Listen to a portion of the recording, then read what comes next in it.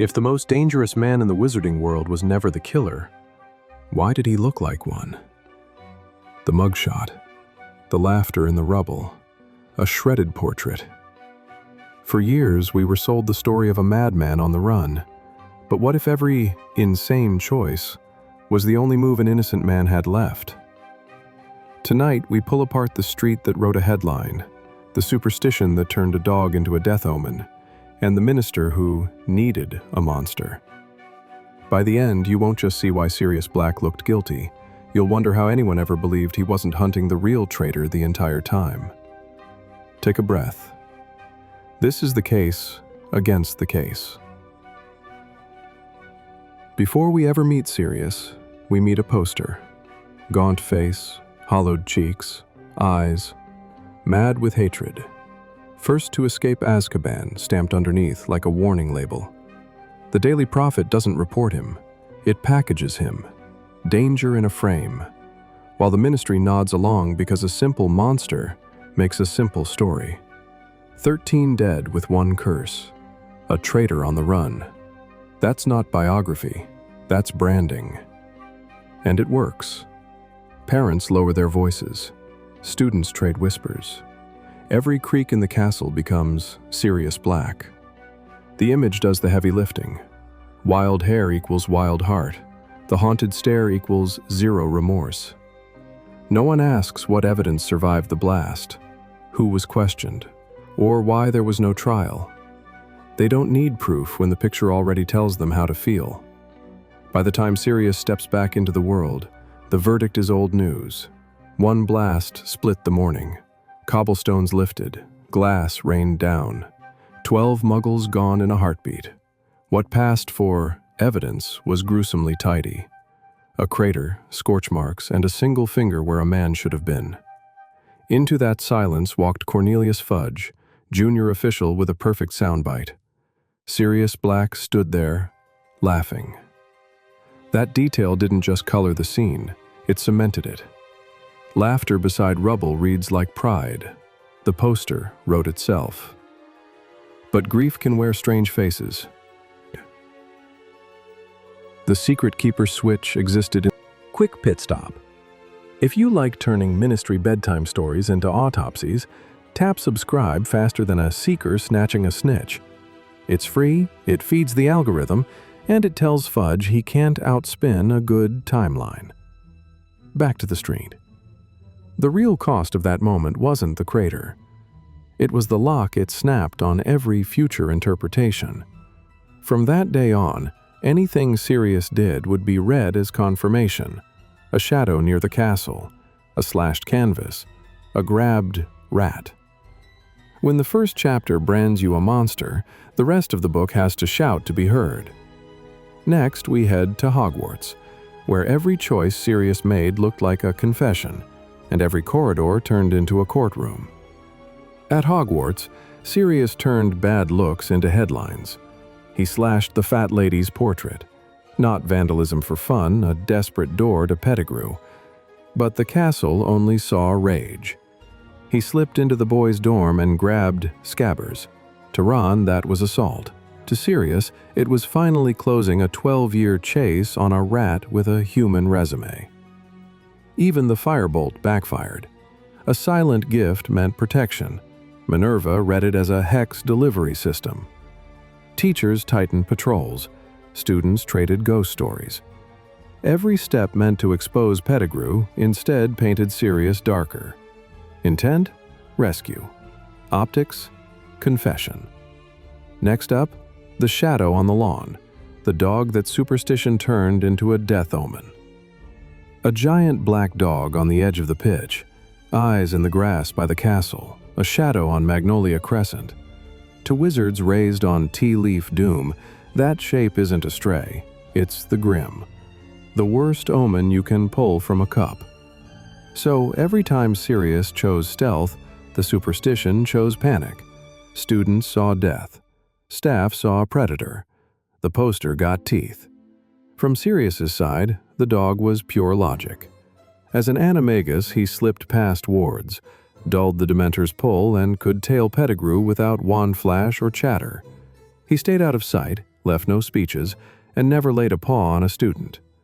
Crookshanks, who's nobody's fool, trusted him. Proof that instinct read ally, not monster. But optics don't care about intent. A shaggy silhouette near the forbidden forest becomes a bedtime warning. A figure in the stands becomes a curse waiting for a whistle. Trelawney points at a skull in the tea leaves, and the rumor mill does the rest. The dog let Sirius move like a hunter, while the legend hunted him back. Azkaban is a factory for endings. It strips you down to the worst day of your life and hits replay until there's nothing left. Most people fade. Sirius didn't. He found one ember the Dementors couldn't smother: certainty. Not a happy memory, that's useless in there, but a hard, splintered truth. I'm innocent, and Peter is alive. The mind that should have shattered became narrow and sharp, like a blade honed on the same stone for 12 straight years. That's why he could spot Pettigrew on a crumpled newspaper and build an escape plan out of hunger and bars. Did it polish his social skills? Not even a little. 12 years of silence sands away patience, not purpose. He came out focused, quick, and a bit feral. Great for surviving. Terrible for optics. He didn't care how he looked, sneaking through corridors or tearing canvas if it moved him 1 inch closer to the rat. Madness is noisy and random. Sirius was quiet and aimed. Tiny pit stop. If prison escape psychology and wand world myth-busting are your thing, tap subscribe. Cheaper than a Honeyduke's bar and with fewer cavities. So if he could think this clearly, why didn't he shout his innocence from the nearest rooftop? Because the world he returned to didn't offer rooftops or a courtroom. That's the next problem. Why didn't he just tell someone? Because there was no one to tell who could help without proof. After the blast, the Ministry wasn't running courts, it was running containment. Barty Crouch Sr.'s era prized speed over nuance. Sirius went straight to Azkaban without a hearing. By the time he escaped, the rules hadn't softened. Dementor's kiss was on the table for him, if caught. Shouting innocence only makes you easier to aim at. Evidence was the real trap. The Fidelius switch to Pettigrew lived in a circle so small, it essentially died with James and Lily. To the world, Sirius still knew the address, Pettigrew was dead, and 12 muggles were gone. Without Peter alive and exposed, the story can't be overturned. That's why Sirius moves like a hunter, not a spokesman. Letters get intercepted, meetings become arrests, and explanations without a rat turn into more charges. Why not go straight to Dumbledore? Because even Dumbledore plays by proof when the stakes are public. He could believe Sirius privately and still be bound to hand him over publicly. Sirius understood that if he surfaced without Pettigrew in chains, the prophet would spin it as a cornered killer pleading for sympathy. So he chose the only path that could work. Find the witness who doubles as the culprit. Force the transformation, and let reality do the talking. That calculus looks cold from the outside. Silent corridors, torn canvas, a shadow by the pitch. But it's ruthlessly consistent. He wasn't dodging the truth. He was chasing the only version of it anyone would be forced to believe. Next, the man who needed that clean monster story to climb the ladder, and how the Ministry's echo code trying to, in people who want. Monsters make ministries look brave. For Cornelius Fudge, Sirius Black was the perfect poster, a neat villain with a headline baked in. As one of the first on the scene, Fudge owned the loudest version of the story, the laughing killer, and every retelling burnished his decisiveness. No trial meant no loose ends. Azkaban meant problem solved. The country saw a man who acted. Fudge saw a rung on the ladder. Once in power, he doubled down on the same playbook. Approve Dementors at Hogwarts. Strong. Float a kiss on sight for an escaped murderer. Stronger. And the Daily Prophet hummed in harmony, turning caution into cowardice and certainty into safety. That ecosystem punishes complexity. If Sirius is complicated, then the Ministry hesitated.